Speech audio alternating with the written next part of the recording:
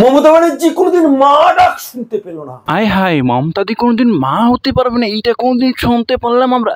আলী আব্দুল এটা কি বললো যে মমতাদি কোনোদিন মা হতে পারবে না?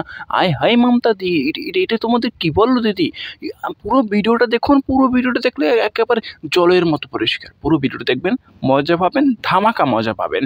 মমতাদি কোনোদিন মা হতে পারবে না। ছেলে থাকতেও ছেলের ডাক শুনতে পারে না, স্বামী থাকতেও সে স্বামী হারা। আহা, কত কষ্ট গো। আলী আফজাল খুব সত্য কথাগুলো তুলে ধরলো।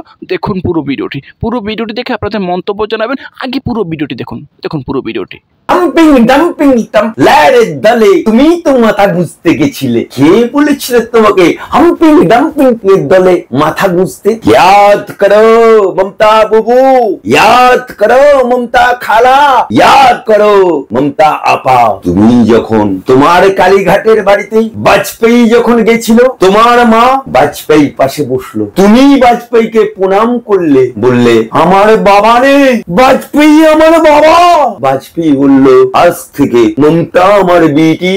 বাপকে বললো বাপ আমি দল করেছি, কংগ্রেসকে ভেঙেছি, কিন্তু আমার টাকা নেই, আমি সিম্বল পাচ্ছি না, নির্বাচন কমিশন সিম্বল দিচ্ছে না।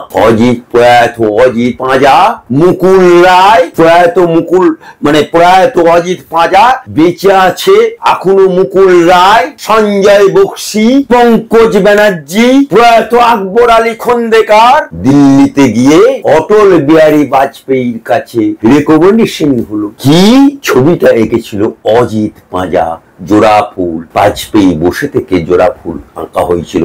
বলে আমি বাপ, আমার পদ্ম ফুল, আমার বিটি হবে জোড়া ফুল। সেই জোড়া ফুল নিয়ে আজকে তুমি ইলেকশন লড়ছো, লজ্জা করে না? বেহার নির্লজ্জ। বিজেপির গর্বে জন্ম নিয়ে, বিজেপির সাথে গাদ্দারি করে, বিজেপির সাথে নিমখারামি করে এখন বিজেপি হয়ে গেছে হাম্পি ডাম্পির দল, তাই না? হাম্পি ডাম্পির দল বলতে এতটুকু বুকে বেদনা হলো না? স্যার উনি তো কবিতা লেখেন হাম্বা হাম্বা ডাম্বা ডাম্বা ডাম্বা ডাম্বা, সেটাকে কি কম্বিনেশন করে কি হাম্পিং ডাম্পিং এরকম কথা বলতে? মমতা ব্যানার্জি গুণের সীমা নেই। নাম্বার 1, ঘর জ্বালানি পাড়া ভোলানি বলে একটা কথা আছে, ঘর জ্বালানি পাড়া ভোলানি। মমতা ব্যানার্জি জীবনে কোনোদিন সিঁদুর পড়তে পারলো না। মমতা ব্যানার্জি কোনোদিন মা ডাক শুনতে পেল না। ছেলে থাকতো ভাইপো হয়ে গেল, স্বামী থাকতো স্বামী হারা হয়ে গেল। তাই মমতা ব্যানার্জি সবাইকে ঘর ভাঙতে মাস্টারপিস পিএইচডি লোক, তার নাম হচ্ছে মমতা ব্যানার্জি।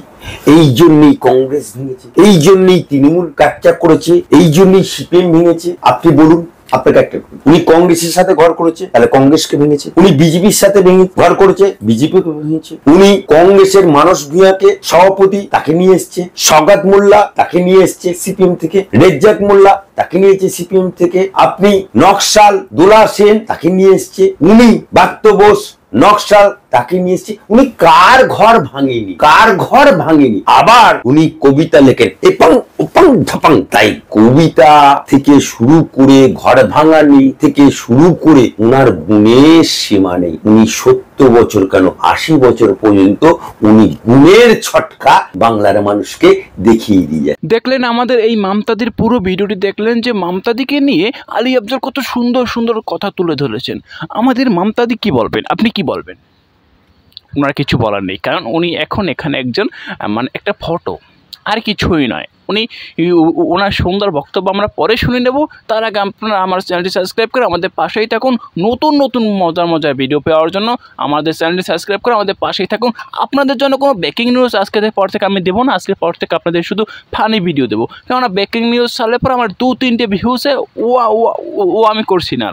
ফানি ভিডিও করবো আজকের পর থেকে। আপনারা চ্যানেল সাবস্ক্রাইব করে আমাদের পাশে থাকুন। ধামাকা ফানি ভিডিও আসবে। এই মুখ্যমন্ত্রী, ইনি কি মুখ্যমন্ত্রী? তো হ্যাঁ, এনাকে নিয়ে সুন্দর মজার ভিডিও আসবে। আপনি কিছু বলবেন?